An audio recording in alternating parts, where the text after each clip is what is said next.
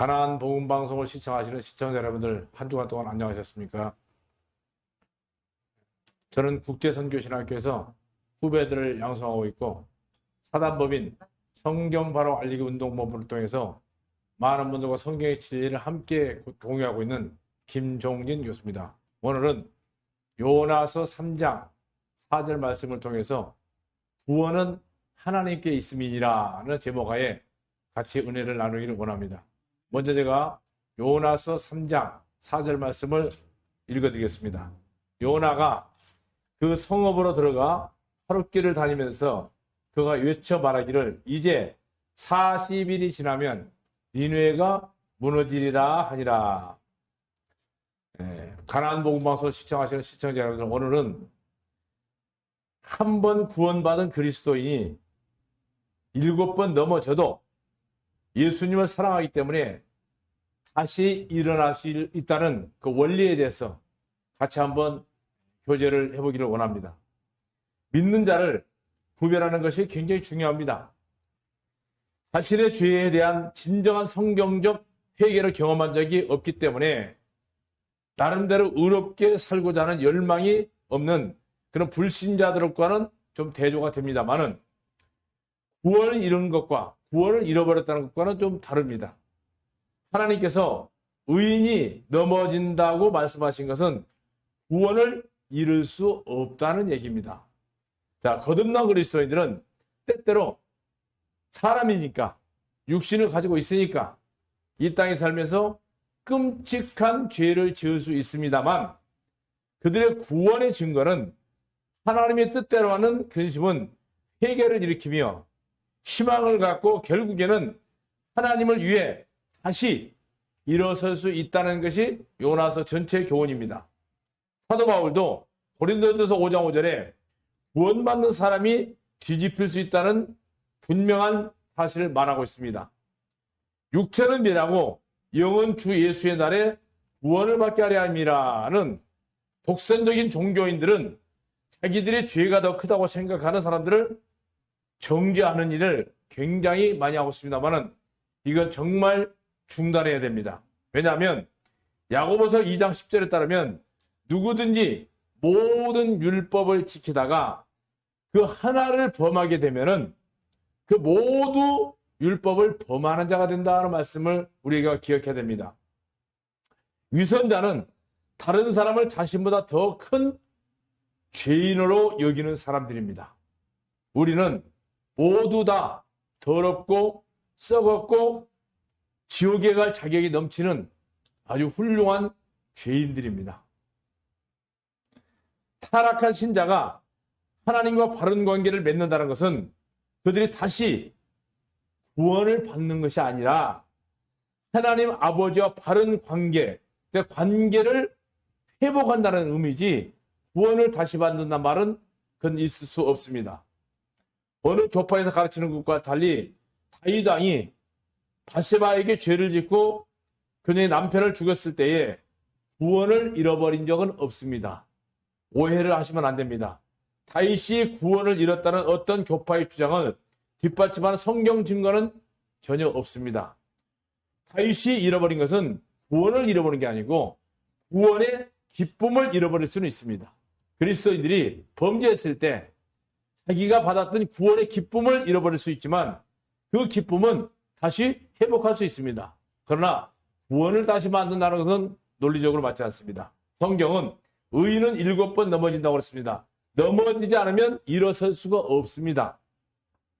죄는 결코 하나님께 받아들여질 수 없지만 죄와 싸우는 것은 그리스도인의 삶의 본질적인 부분입니다.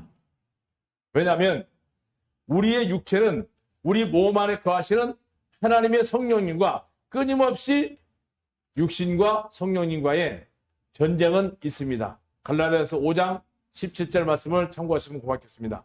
시편 103편 8절로 14절을 보면 아주 귀한 말씀이 있습니다. 주님께서는 긍휼하시고 은혜로우시며 노하기를 더디하시고 긍휼하심이 풍부하시도다. 주님께서는 항상 꾸짖지는 아니하실 것이며 자신의 분노를 영원히 품지도 아니하시리라는 말씀이 있습니다. 자, 주님께서 우리의 죄들을 따라서 우리에게 처리하지 않고 우리의 죄악들을 따라 우리에게 갚지 아니하시고 이는 하늘이 땅보다 높음 같이 그분의 긍휼하심이 그분의 두려워하는 자들에게 크시니 마치 죄가 동에서 서에 먼 것 같이 또 그분께서는 우리의 모든 허물을 우리로부터 멀리 옮겨버렸고 그 다음에 아버지가 자기 자식을 불쌍히 여긴 같이 주님께서도 자기를 두려워하는 자들 긍휼히 여기시나니 이는 그분께서 우리의 체질을 아시며 그분께서 우리가 먼지인 것, 티끌 같은 것, 벌레 같은 것, 더러운 존재인 것을 이미 알기 때문에 성경에 얼마나 우리의 체질을 아시고 깊이를 아시고 본질을 아시는 귀한 말씀입니까? 정말 놀라운 하나님 말씀이고 또 하나님 아버지십니다.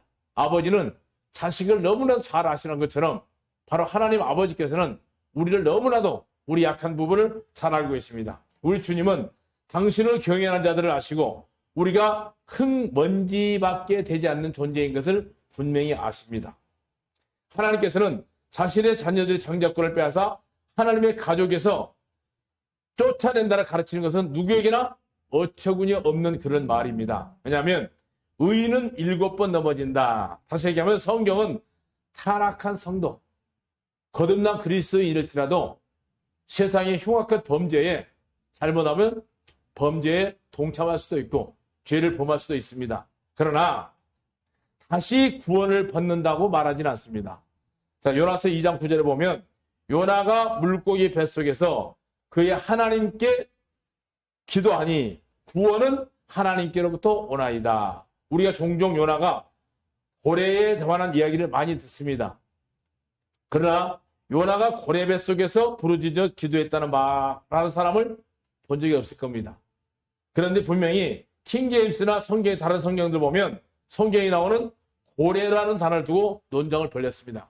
큰 물고기라고 번역이 되어 있는데 과연 그 고래였겠느냐?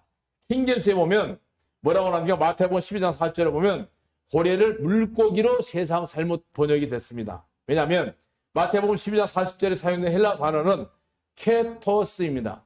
케토스. 케토스라는 것은 고래입니다. 고래에 대한 과학적인 연구는 고래를 위한 그리스 케토스와 연구를 해서 노고에서 유래됐고 그 다음에 고래의 학명은 원래 그리스어로 케토스가 맞습니다. 따라서 고래로 번역하면 그게 충실하고 정확하고 확실한 번역인데 우리 개혁성경에서는 마태복음에 보면 큰 물고기로만 나와 있습니다. 고래 뱃속에서 요나의 절박한 기도가 요나가 고래 뱃속에서 하나님께 기도한 내용이 뭡니까? 그때에 요나가 그 물고기 뱃속에서 주님 곧 자기 하나님께 기도하여 말씀하시기를 내가 나의 권한으로 인하여 주님께 부르짖었더니 그분께서 나를 들으시고 내가 지옥의 뱃속에서부터 내가 부르짖었더니 주님께서 나를 들으셨다. 나의 기도를 들으셨다. 다시 얘기하면 주님께서 나를 바닷 가운데 있는 깊음 속으로 던지셨나니 큰 물들이 나를 둘러쌌으며 주님의 모든 큰 물결과 파도가 내 위에 넘쳤나이다. 그때 내가 말하기를 내가 주님의 목전에서 내가 쫓겼으나 내가 다시 주님의 거룩한 성전을 바라보리이다 하였나이다. 그 물들이 나를 에워싸되 혼까지 에워쌌으며 깊음이 나를 에워쌌고 바다 풀들이 내 머리를 감쌌나이다. 내가 산들의 밑바닥까지 내려갔더니 땅이 자기 빗장들과 함께 영원히 내 곁에 있었나이다. 그러나 오 주님 나의 하나님이시여 주님께서 내 생명을 그 썩어지는 것들로부터 끌어올리셨나이다. 내 혼이 내 속에서 기진하였을 때에 내가 주님을 기억하였더니 내 기도가 주님께 이르렀고 주님의 거룩한 성전에 이르렀나이다. 거짓되고 헛된 것들을 따르는 자들을 그들 자신들의 군유를 버렸사오나 나는 감사의 목소리로 주님께 희생물을 드리겠으며 내가 서원하는 것도 갚겠나이다. 구원은 주님께로부터 오나이다. 라고 이에 주님께서 그 물고기에게 말씀하시되 그 물고기가 요나를 육지 위에 토했다고 기록된 말씀이 요나서 1장 1절로 10절 말씀, 제가 읽어드린 말씀입니다. 자, 요나는 하나님께 드린 기도에서 놀라운 말을 했습니다. 요나는 구원을 위해 거짓된 헛된 것을 신뢰하는 사람들이 문자적으로 자기의 긍휼을 버린다고 그랬습니다. 다시 말해 그들은 하나님께로부터 사랑의 자비로 독생자의 희생을 통해 온 인류에게 제공하신 값 없는 영생의 선물을 상실해버린 사람들이 있습니다. 이것은 갈라디아서 5장 4절에서 사도 바울이 말하는 것과 똑같습니다. 너희는 은혜로부터 넘어졌도다. 은혜로부터 넘어져 있도다. 이 말씀은 천국으로 가는 길은 오직 하나이며 그것은 주 예수 그리스도의 보배로운 구속의 피를 통하는 밖에 없다고 베드로전서 1장 18절 19절. 또 다른 방법으로 천국을 공로로 삼으려는 사람은 하나님의 구원의 은혜에서 떨어진 것이라고 그랬고 그리스도 예수 안에 있는 영생의 선물을 통해 하나님께서 그들에게 베푸신 긍휼을 저버린 것이라고 사도행전 4장 10절로 12절, 요한복음 10장 19절, 1절, 9절 말씀을 참고해서 읽어보시기 바랍니다. 하나님의 자비로우신 선물인 영생과 종교의 거짓 복음의 거짓된 허영심은 비교할 수가 없습니다. 요나가 하나님께 간구한 기도문을 읽으면서 저는 오늘날 세상의 종교인들이 얼마나 거짓되고 헛된 것들을 의지함으로써 천국 곧 그들은 하나님께서 당신의 소중한 아들 그리스도를 통해 그들에게 베푸신 바로 구원의 긍휼을 오늘날 많은 종교인들은 저버리고 자기 스스로 의롭게 살아보려고 굉장히 애를 많이 쓰고 있습니다. 그러므로 하나님의 진노가 그들 위에 머물렀다고 요한복음 3장 36절 말씀에 우리에게 교훈하고 있습니다. 자, 요나는 구원은 오직 하나님께 속한 것이라는 것을 분명히 요나서를 통해서 우리에게 제시해주고 있습니다. 그걸 알고 고레 뱃속에서 곰곰이 생각했습니다. 저는 요나가 하나님의 자비로우신 선물과 지옥불로 인도하는 거짓말 허영심을 믿는 사람들에 대하여 굉장히 깊이 한번 생각해 볼 필요가 있다고 생각됩니다. 아시다시피 요나가 하나님께로부터 도망쳤을 때 그는 오직 자신에 대해서만 생각하고 있었기 때문에 하나님이 낯을 피했다고 그랬습니다. 그러나 이제 요나는 비통하고 절망에 빠져 하나님에게 중요한 것이 무엇인가를 지금 생각하고 있습니다. 영혼 구원.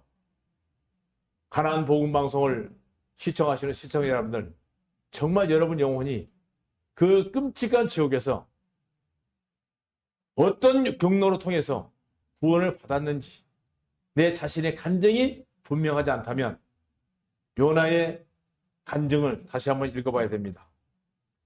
요나가 구원받지 못한 니느웨 사람, 다시 하면 하나님께서 그에게 복음을 전파하라 하신 그 곳 니느웨, 그 니느웨가 오늘날 어디입니까? 바로 우리 주변에 있는 불신자들입니다. 그들의 주민들을 생각하고 있었다고 믿습니다. 요나는 자신의 생명이 보존된다면 하나님의 뜻에 순종하겠다고 분명하게 약속을 했습니다. 하나님과 거래를 한 거죠. 하나님은 그 물고기 고래로 하여금 요나를 마른 땅에 토하게 했습니다. 흥미롭게도 요나는 토해낸 지 단 하루 만에 3일간의 여행을 했습니다. 그리고 요나는 깊은 바다에서 고래 뱃속에 있는 잡초에 얽매이지 않도록 하나님께서 건지신 후 단숨에 니느웨까지 달려갔습니다. 정말 여러분들이 끔찍한 지옥에서 구원받았다면 내 주변에 가장 가까운 혈육들, 형제들, 가족들 전도를 하지 않는다? 이것은 그 사람 구원받은 거 아닙니다. 요나를 보십시오. 뱃속에서 물고기 뱃속에서 튀어나오자마자 바로 니느웨로 직행을 했습니다.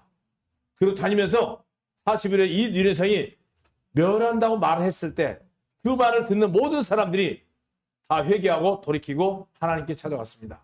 바로 여러분 주변에 있는 가장 가까이 있는 사람이 바로 니느웨 성 백성입니다. 엄청난 감독입니다. 요나서 3장 5절 말씀을 제가 봉독하고 말씀을 마치겠습니다. 이에 니느웨 백성이 하나님을 믿고 금식을 선포하고 가장 큰 자로부터 가장 작은 자들에 이르기까지 굵은 베옷을 입었더라. 가나안 복음 방송을 시청하시는 시청자 여러분들, 정말 여러분들이 지옥으로부터 주님의 보혈을 통해서 구원받았다면, 구원의 간증이 확실하다면, 여러분에게 가장 가까이 있는 사람, 가장 가까운 사람, 그 사람이 바로 니느웨 백성입니다. 여러분 말 한마디가, 구원받은 말 한마디가 그 사람을 회개시키고 구원시키고 이 끔찍한 지옥에서 여러분을 구원하기 위해서 여러분을 부르신 겁니다. 또 이 복음을 전하기 위해서 가나안 복음 방송을 주님께서 이끌고 계신다는 사실을 기억하시기를 주님의 이름으로 부탁을 드리겠습니다. 고맙습니다. 아멘.